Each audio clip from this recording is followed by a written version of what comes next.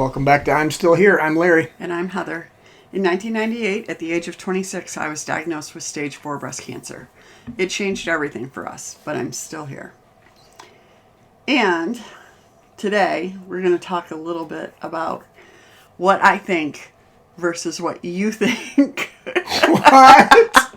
In terms of kind of the thoughts that are in my head. Holy crap. Okay, there is a premise for this. There's a premise for this. So, okay. You know, we were talking a little bit about caregiving because it's we had somebody reach out to us and kind of looking for your perspective as a caregiver, right? And why don't you just share what you shared with me this morning about depth of thinking about all of this stuff? Oh, I have none. You're like, let's, really get deep into this and really talk about... And maybe be vulnerable, I think. Be vulnerable. You said that word, too. And I thought I have been. Okay. Like, I'm not holding anything back. Yeah. At all. I think it's just... I'm just a fairly shallow human, I think. Well, I don't know. I don't know that you're a shallow human. I think it's kind of just maybe you don't spend a lot of time wallowing in thoughts. How's that? That's probably true. I think vulnerable says if you're being vulnerable, you're not holding anything back. You're telling everything. Mm-hmm. I do that all day, every day. Okay. I don't hold back anything from my students. I mean, they know everything. Well, not everything. But yeah. Okay. So I think maybe that also says that you don't wrestle with maybe some of the things that people do. I don't know. I'm not in anybody else's head. Right. Right. I don't know. Right. So, and that's a kind of a nice segue into what I was thinking. I think the biggest takeaway that I've gotten from going to therapy is that the thoughts that I think are not necessarily other people's thoughts, and I often... And you are putting those and thoughts... I am putting thoughts... We all do that. Right? And we do that a lot. Yep. So... Self-talk. But just realizing that I'm responsible for what I think about, and I also don't have the authority to decide what other people are thinking about me or really for themselves. So that's where I thought we would do a little bit of what I think you are thinking versus what you are actually thinking. Oh, good. It's not what I think you're thinking. No. That's dangerous. No. Okay. So, I mean, and again, this is just me kind of looking back to when I was first diagnosed to kind of all the way through, right? Okay. So, like, the first thing that came to mind was like, he thinks I'm weak. When I'm feeling crappy or laying on the couch or I can't do something, he thinks I'm weak. That's what you thought? That's what I would think. That's what you thought yes. Okay. What would you be? I would think, yes, you're weak because you're doing chemotherapy and I need to help you. What? You weren't at your strongest. No, I know. What are you talking about? But it's all about like how I feel like you are viewing me and how that is kind You're of... a weak person. A weak person, exactly. I've literally never, that's never entered my brain. We talk about you. You are far from weak. You are a freak. Yes. I've said that before. Yeah. So, again, this is just... Okay. I just want to do this because I think it is a perspective thing. All right. And it's important for people to realize that caregivers are dealing with things maybe completely differently than what people with cancer are. And are thinking about things differently. All right. Here's another one. He thinks I'm a burden. A burden. Mm. So I can see how maybe that could be true, but when you're married, or with a partner, right? Or with a partner, right? yeah. and going through something like this, I think, well, you should have already decided that that's not a burden or not a, something negative when you get to take care of your loved one. I mean, I think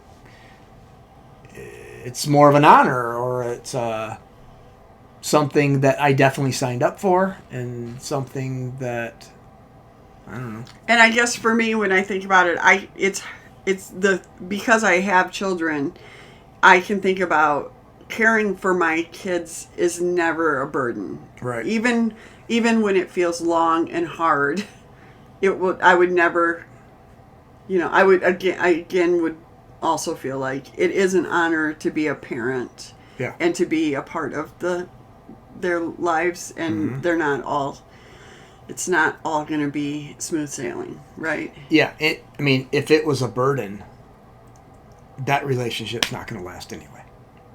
Okay. Sorry. Let's not. The truth, though. I mean, that's a big whether it was early on for us, or wherever it is. I mean, that's taking care of your loved one, I think, is part of the deal. Okay. Here's the one we've talked about quite a bit. Okay. He thinks I'm unattractive. Yeah. I don't think you really think that. You've said you've questioned that before. Yeah. Again, when you are, I always go to bald, but bald. Oh. Really okay. skinny. Yeah. Really this. Don't have all your original parts. Yeah. It's hard to feel attractive, and so therefore, again, I project that on you. That Right. if I don't find myself attractive, there's no way you could. Well, and likely, very likely, in those times that you were questioning it, I probably wasn't doing my job in assuring you in those times when it could have been, you could have had those thoughts. I definitely probably didn't do my job in reassuring you in those times. But no, that is literally, and here's, a bald, you have hair, you don't have hair now. It was never the hair in the first place. Right. That's what I was just... So attraction, while we equate it to something physical, truly has a lot more components. Yeah, I like your body. I enjoy your body. But it's not what I love. I love you and what the makeup of you. And yeah. So I think that's the attraction. It's the person. Right. And so even, But I do like your body.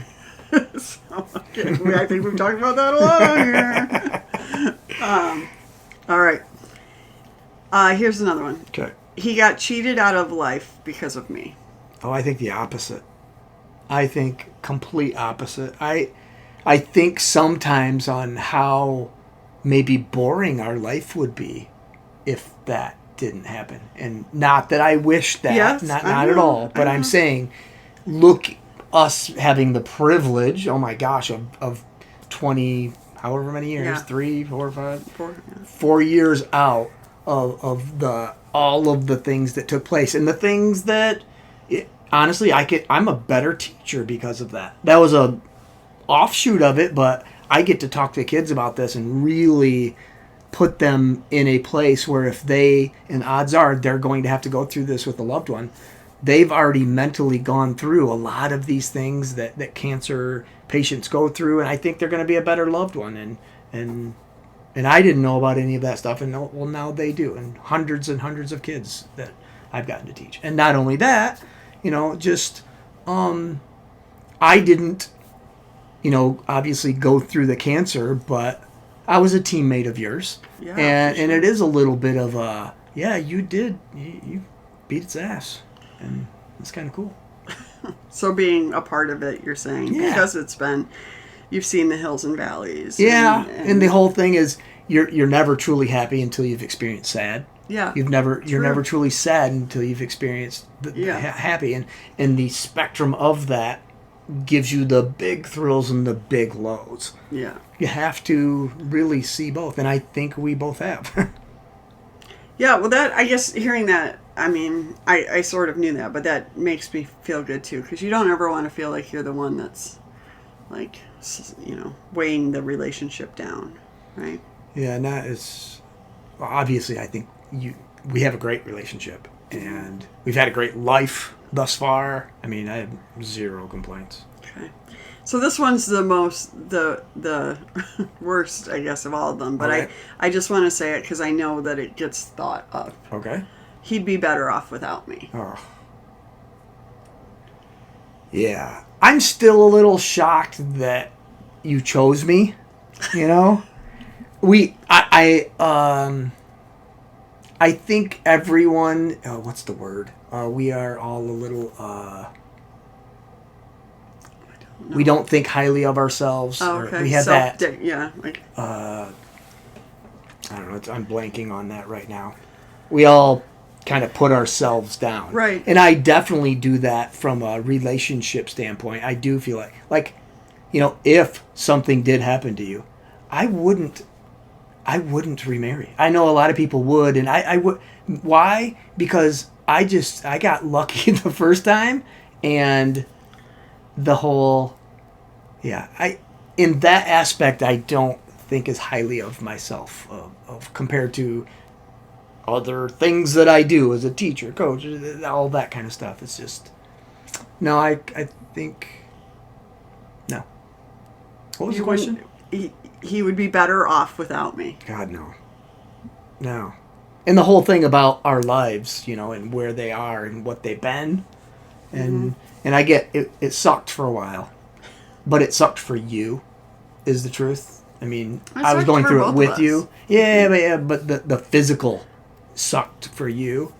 Yeah, but the side effects are, or the things that have impacted me have impacted both of us, I think. Not all of them. Okay. No, I mean, when you were puking, that didn't. I threw up on you once. I had to clean up puke. I get that part, but I didn't puke. For me, and maybe that's just saying it out. All of these things. If I were to get cancer, or if I were in your shoes, if our shoes were reversed, it would have been 100 times, million times worse, because the physical part is what I fear, not the other stuff. We often talk about the results from the physical. No, it's the physical part that. What do you mean by the physical part? I don't know, just all the shit. I mean, you've got a million needles poked into you, and surgeries, and recovering from them. And that's the part I go, ugh. And you think, that was not. It's the result of. Yeah. And I just, that's different for me. I mean, I can't watch a football game and watch somebody's knee get blown out. I can't even watch it. I see it coming, and I'm trained to look away from that. Yeah, I can't watch it. Okay. That's the empathy part. I have a lot of mirror neurons, I've found out. Well, sometimes your mirror neurons are a little bit amped up because, you're, dreading a shot or something that I'm going to get, and I'm like, ugh, it's no big deal. Yeah, no. Yeah, that part's way better for me now. Yeah. I mean. No, I know. Because the truth is, as with anything, or as with a lot of the stuff. The more exposure you have. No, it's just mental. Yeah. It is your attitude. Yeah. And when you feel yourself going down a bad path of anxiety with something, sure, I do believe you can change that. It's hard and it takes practice. Mm-hmm. But the things that give you anxiety, if you practice coming down from that, and that self-talk that you started with here, if you practice that, you can get better. And I have. And literally it's just about an attitude, and things are way better. Mm-hmm. But all the stuff, I'm comparing it to all the stuff you went through, that I just think of that differently. Yeah, so I guess I think that a lot of times, I know that this thought is not exclusive to me in terms of he'd be better off without me. But I think that, again, that does just, I think that we are choosing to put something on somebody else, and we don't have the right to do that.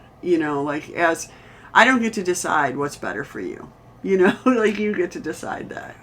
And even though things suck, I think when you look at truly healthy relationships, that partners want to be there for each other and to go through. I want to be useful. Yeah, but like not even to go like better off without me. Like I think it's such a statement to say like we would have been better to not have this relationship or not to have even, So I'm saying statement. It's the opposite for me. Yeah, no. Because it fulfills me to be useful, fulfills me to help. It fulfills me to help somebody in need, and you had a big need for a while there. Me being able to do something to help somebody else is probably the number one thing for me that gives me fulfillment. And so you just think about we were meant to be together in that sense, and that's what gave me the fulfillment. So I wouldn't even be happier in a different where cancer or something wasn't in place for me. And I can see how maybe other people would, but just that's not me. Okay. So this one probably doesn't need to be talked about much because we just talked about being better off, but he deserves more. More of what? Let's talk about that. Question. Okay.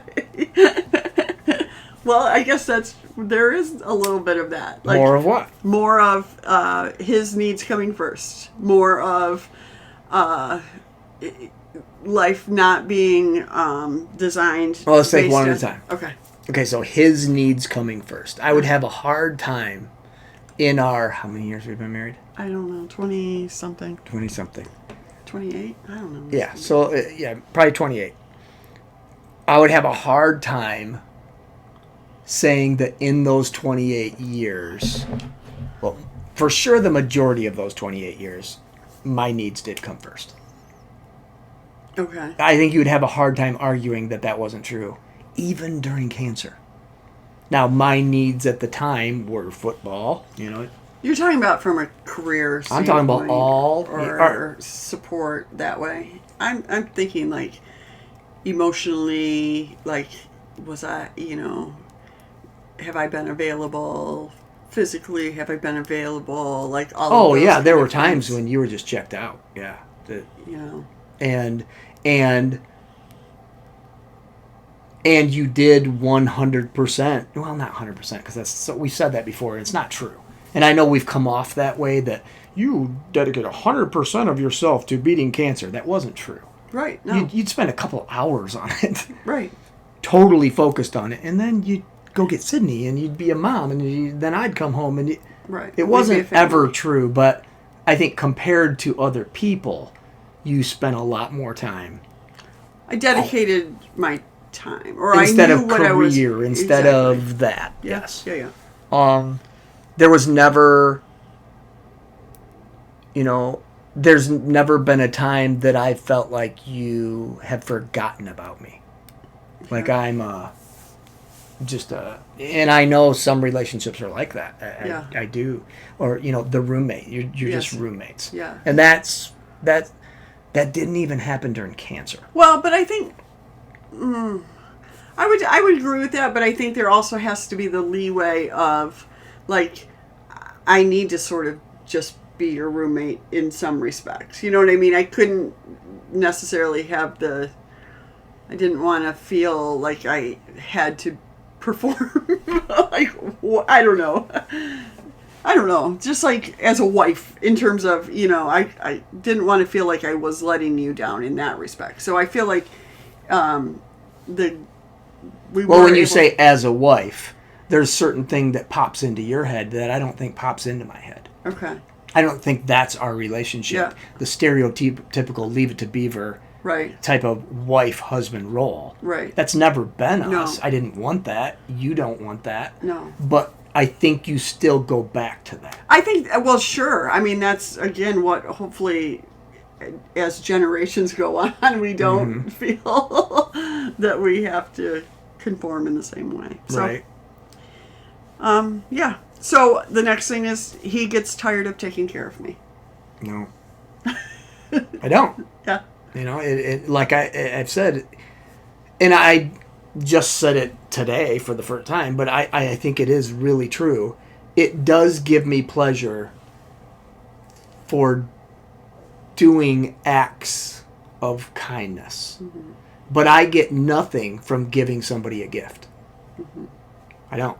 Nothing. Yeah. Like, I give them a gift. Well, I'm happy. It's like, I want to pick out a good gift, and if they open it and they're like, oh, that's awesome, I feel good for a second. But when I can do something for somebody, especially unexpected things, or I always want to do more than they expected. Mm-hmm. So I kind of have an idea of what that this is what they asked for. I'm going to always try to give them this. To get that, oh, you didn't have to do that. That's what I want. That makes me happy. Okay. That I can do that. Yeah. Especially in our relationship. But this is for everybody. Mm-hmm. But in our relationship, I really want to do that. I always, the fear of, you talking about me negatively to your friends or to a best friend or wherever, that it would kill me. You know what I mean? Like, I didn't do my job, type of thing. This is a job. It is a job, isn't it? I don't know. I don't know. I think it's a job. I don't know. Again, I just look at that and go, he gets tired of taking care of me. For me, it comes back to those whole roles of, all probably my wacky men, women kind of thing, because I know I never get tired of, of course you have days that you get a little tired of doing something or whatever, but for the most part, I don't get tired of giving to our relationship or taking care of our relation. I don't get tired of taking care of my kids. You know what I mean? It's one of those things that, like, this is what we're here to do, is have relationship, and it's a honor and a privilege in a lot of cases, right? But okay, going back to job now. Mm-hmm. You can like your job. Sure.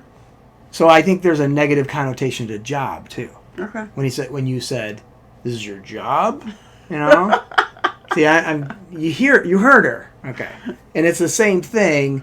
I think you have some built-in words and things that you go back to in your self-talk. For sure. Which I don't, and that's I think some of the differences there. Right. I would say, in general, I think there's probably a lot of this if we looked at this conversation, between men and women. Again, mm-hmm. That's why I wanted to sort of do this, is that likely I think things that are never true for you. So here's the next one. There's no doubt. Yeah. He's seen too much. He's seen too much, right? The scars, the puking, the holding me up in the shower, the drains, to ever kind of recover from that. Yeah, I don't, again, this is probably where we get into I don't think like that. Yep. Yeah, I just, if you never had cancer, mm-hmm. I feel like I would intimately know all of you, regardless of cancer. Now, it's still you. Yeah. And I intimately know all of that. But going back to, what gives me pleasure, like draining those tubes or whatever, I knew, think about, I was like, I'm really doing help here. I'm helping here. I'm being a part of helping you. And that stuff, that just it makes me feel good. And I said, this was about me, not her. Well, I realized that today, Yeah. It's a me thing. Like, I wanted to do that because it helps, it makes me feel good. Yeah. And I guess even just thinking about that a little bit, when we talk about drains of all things really grossed me out. And so when I think about me having to do that for somebody else, it's like, oh, that's above and beyond, Well, I think if I had to do it for somebody else. Maybe. Yeah. Okay. It's it's family, mm-hmm. it's you really mm-hmm. want to help. Yeah. I don't know. Yeah, it does change things. It does. All right. So the last one I was thinking about was, he doesn't see me as, I said an equal, but I don't have probably the best words for that. But like, you know what I'm saying? Like this has shifted our dynamic in terms of being on the same level and like equal partners, or I mean, and again, you don't think we're equal partners? I do not. I'm just saying these are things I've thought over time. Okay. I'm not saying Over time. All right. You're not thinking this now. No. Jesus. Okay. I don't know what you talk about that. I don't know what the hell you're talking about. Yeah. Well, I think again, just like it kind of goes back to not wanting to feel like a burden or feel like you're not. Pulling your weight, but just like that you're not contributing to a relationship in the same way that. And when I think about equal, I think that's just hilarious because no partnership is ever, like 50-50, nor should it be, nor should it. I mean, it should always be a little more, a little less, a little this, a little that, right? And ultimately, it is 100% if you're both getting what you need out of it. So. And our relationship for sure has, over the years, sure, done that. Mm-hmm. Yeah. I gotta believe if it's doing this over the years, you guys, if you're listening on a podcast, you can't see it. Go to YouTube. If it's in the realm of equal there, and if it got off balance consistently, that's what it became. That I gotta believe